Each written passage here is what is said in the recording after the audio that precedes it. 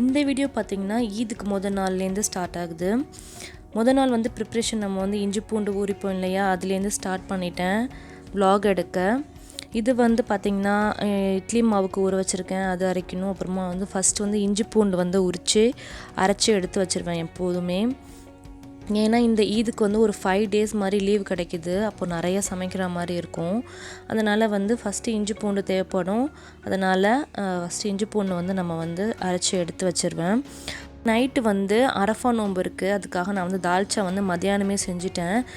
இன்றைக்கி மத்தியானத்துக்கு வந்து பார்த்திங்கன்னா வெறும் ரைஸு, தால்ச்சா, அப்புறமா வந்து சிக்கன் ஃப்ரை வந்து பண்ண போகிறேன்.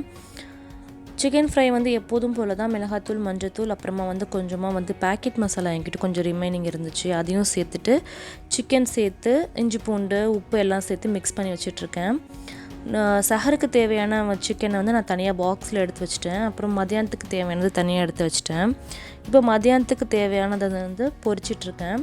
இது பொரிக்கிறதுக்கு முன்னாடி வந்து பார்த்திங்கன்னா கடலை மாவு தொட்டு பொரித்து பாருங்கள், ரொம்ப நல்லா இருந்துச்சு. எப்போதும் வந்து நான் வந்து வீட் ஃப்ளவர் வந்து ட்ரை பண்ணுவேன், கார்ன்ஃப்ளவர் ட்ரை பண்ணுவேன், அப்புறமா வந்து மைதா மாவு கூட ட்ரை பண்ணியிருக்கேன். ஆனால் கடலை மாவு வந்து ட்ரை பண்ணது இல்லை. இன்றைக்கி வந்து ட்ரை பண்ணேன், ரொம்ப நல்லா வந்துச்சு. ட்ரை பண்ணி பாருங்கள். மாவு தொட்டு பொரிச்சுன்னு பார்த்திங்கன்னா எண்ணெய் ரொம்ப இழுக்காது, அது மாதிரி இல்லாமல் இந்த மாதிரி நமக்கு கிடைக்கும் மொறுமொறுன்னு.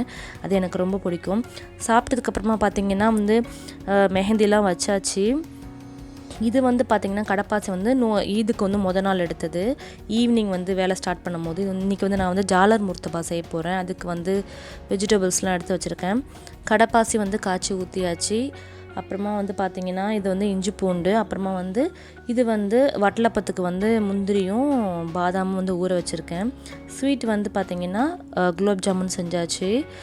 வெங்காயம் தக்காளி வந்து ஃபஸ்ட்டு கட் பண்ணிக்கிறேன். வெஜிடபிள் பார்த்திங்கன்னா ஜாலர் முர்த்தபா வந்து நான் இது வரைக்கும் நான் நிறைய டைம் செஞ்சுருக்கேன், ஆனால் வீடியோ வந்து ஷேர் பண்ண முடிஞ்சதே இல்லை. ஏன்னா பெரிய ப்ராசஸாக இருக்கும், அது செய்யும் போது வந்து ஷேர் பண்ணதே இல்லை. இன்றைக்கி வந்து ஷேர் பண்ணிடலாம் அப்படின்னு சொல்லிட்டு நான் வந்து கட் பண்ணிகிட்ருக்கேன். உருளைக்கிழங்கு, கேரட்டு, பட்டாணி எடுத்திருக்கேன், சிக்கன் எடுத்திருக்கேன். உங்களுக்கு மட்டன் வேணாலும் நீங்கள் எடுத்துக்கலாம். ஃபஸ்ட் அதுக்குள்ளே ஒரு ஸ்டஃபிங் பண்ணணும். அது வந்து பார்த்திங்கன்னா அதுக்கு வந்து எண்ணெய் ஆட் பண்ணிவிட்டு, ஜீரகம் ஆட் பண்ணிவிட்டு, வெங்காயம் தக்காளி பச்சை மிளகாய் நான் ஃபஸ்ட்டு ஆட் பண்ணி இதை வந்து சொட்டே பண்ணிக்கோங்க. ரொம்ப குழன்னு வேணும்னு அவசியம் இல்லை, தக்காளி மட்டும் கொஞ்சம் கம்மியாக ஆட் பண்ணிக்கோங்க. அப்புறம் வந்து பார்த்திங்கன்னா உப்பு சேர்த்தாச்சு. இந்த பக்கத்தில் வந்து நம்ம வந்து வெஜிடபிள் கட் பண்ணோம் இல்லையா, அந்த வெஜிடபிள்லாம் வந்து கொஞ்சம் தண்ணி சேர்த்து உப்பு சேர்த்து ஒரு ரொம்ப குழஞ்சிராமல் ஒரு 8% வந்து 70 to ஒரு 80% வந்து வெந்திருக்கா மாதிரி நம்ம வேக வச்சு எடுத்துக்கலாம். இந்த வெங்காயமும் வந்து ரொம்ப மசிய வேணாம். நம்ம அதுக்கப்புறமா வந்து பார்த்திங்கன்னா இஞ்சி பூண்டு சேர்த்துட்டு சிக்கனும் சேர்த்து நம்ம நல்லா வதக்கிக்கலாம். ஜாலர் முர்த்தபாங்கிறது வந்து நம்ம முர்த்தபா மாதிரி தான், ஆனால் உள்ளே வந்து ஃபஸ்ட்டு வந்து ஒரு ஸ்டஃபிங் செய்யணும், அப்புறமா வெளியே ஒரு லேயர் செய்யணும். சிக்கனை நான் ஆட் பண்ணிட்டேன். சிக்கனை ஆட் பண்ணிவிட்டு நல்லா மிக்ஸ் பண்ணிக்கோங்க. மிக்ஸ் பண்ணிவிட்டு உங்களுடைய ஸ்பைஸ் உங்களுக்கு தகுந்த மாதிரி ஆட் பண்ணிக்கலாம். நான் வந்து இன்றைக்கி மஞ்சத்தூள், மிளகாய்த்தூள், அப்புறம் இது வந்து பிரியாணி மசாலா, கொஞ்சமாக கரம் மசாலா ஆட் பண்ணி மிக்ஸ் பண்ணிக்கிறேன். உங்களுக்கு எந்த மாதிரி ஃப்ளேவர்ஸ் பிடிக்குமோ, எந்த மாதிரி டேஸ்ட் பிடிக்குமோ நீங்கள் அந்த மாதிரி ஆட் பண்ணிக்கலாம். அது வந்து உங்களுடைய விஷஸ் தான்.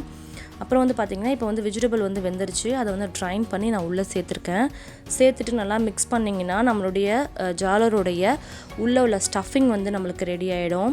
இதுக்கு மேலே வந்து நம்ம வந்து எக்கு வந்து நல்லா கொத்தி மேலே போடலாம். ஆனால் நான் வந்து நாளைக்கு தான் பெருனா, நான் முதல் நாளே செய்கிறேன், அதனால் வந்து வீணாக போயிடுங்கிறதுனால நான் வந்து இதை வந்து நான் எக்கு சேர்க்கலை. நீங்கள் வந்து இன்றைக்கே சமைச்சு இன்றைக்கி சாப்பிட்றீங்க அப்படின்னு சொன்னிங்கன்னா நீங்கள் கண்டிப்பாக வந்து எக்கு வந்து நீங்கள் வந்து ஆட் பண்ணிக்கலாம். இதை நல்லா மிக்ஸ் பண்ணிவிட்டு மல்லிக்கீரை நீங்கள் ஆட் பண்ணிங்கன்னா ஸ்டஃபிங் வந்து ரெடி ஆகிடுச்சு. மேலே உள்ள முர்த்தபா வந்து ஜாலர் எப்படி செய்கிறது அப்படிங்கிறத நான் காட்டுறேன். ஒரு மிக்சியில் வந்து பார்த்திங்கன்னா நான் 2 கப்பு மைதா மாவு சேர்க்குறேன். 2 கப்பு மைதா மாவு, 2 முட்டை சேர்க்குறேன். அப்புறமா கொஞ்சமாக வந்து உப்பு, சோம்பு, அப்புறமா வந்து கொஞ்சமாக கலர் பவுடர் சேர்க்குறேன் ஒரு கலருக்காக. இதில் வந்து நிறைய பேர் வந்து தேங்காய்லாம் சேர்த்து அரைப்பாங்க, நான் வந்து இன்றைக்கி தேங்காய் சேர்க்கலை. அப்புறமா வந்து இதை நல்லா அரைச்சதுக்கப்புறமா தண்ணி ஊற்றி நல்லா அரைச்சிக்கோங்க. அரைச்சி இது மாதிரி ட்ரைன் பண்ணி எடுத்துக்கோங்க. ரொம்ப தண்ணியாக அரைச்சிடக்கூடாது, ரொம்ப திக்காகவும் வேணாம், இந்த மாதிரி பதத்தில் இருக்கணும். நம்ம ஊற்றுனா கீழே இறங்குற மாதிரி இருக்கணும், அந்த பதத்தில் அரைச்சிக்கோங்க. இப்போ நம்மளுடைய இதுவும் ரெடி ஆகிடுச்சு. இப்போ எப்படி ஊற்றுறதுன்னு நான் காட்டுறேன்.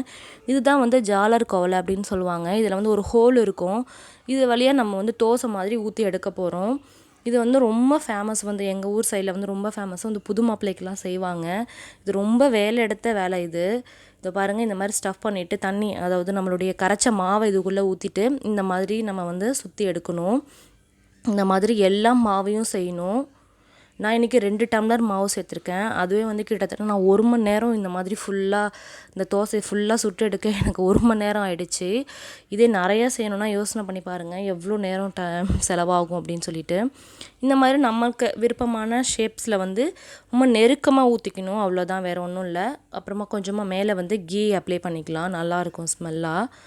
கொஞ்சமாக அப்ளை பண்ணிவிட்டு இதை வந்து திருப்பி போடணுங்கிற அவசியம் இல்லை. ஜஸ்ட் நீங்கள் அப்படியே எடுத்திங்கனாலே இது வந்து ஈஸியாக வந்துடும். ரொம்ப நேரமும் ஆகாது. 1 மினிட்லேயே வந்து ஒரு தோசை வந்து ரெடி ஆகிடும். இப்போ இந்த ஜாலர் வந்து அடுத்து நான் ஊற்ற ஆரம்பிச்சிட்டேன்.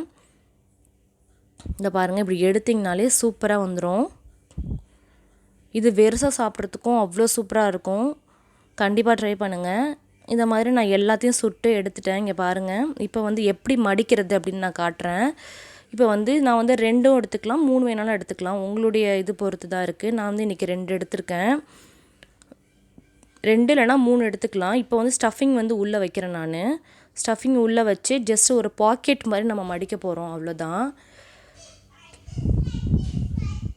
ஒரு பாக்கெட் மாதிரி லெஃப்ட் சைடு, ரைட் சைடு, அப்புறமா கீழே, அப்புறமா மேலே அப்படியே மடித்து வச்சிடலாம். இப்போ வந்து நீங்கள் உடனே செய்கிறீங்க அப்படின்னா இதை வந்து டக்குன்னு நம்ம வந்து எக்கில் வந்து டிப் பண்ணி நம்ம தோசைக்கல்லில் வந்து ஃப்ரை பண்ணி எடுக்க வேண்டியது தான்.